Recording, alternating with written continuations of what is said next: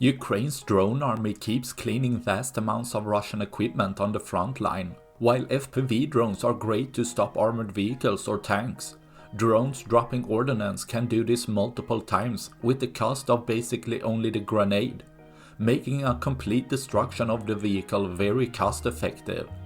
But while it's possible to take out an armored vehicle or even a tank with explosive material dropping down, most grenades will do limited damage against armor since the explosion isn't focused.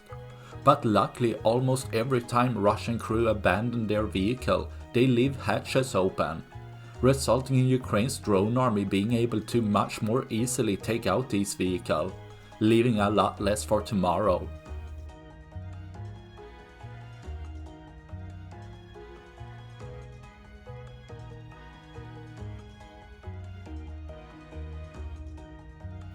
That's all I had for this video.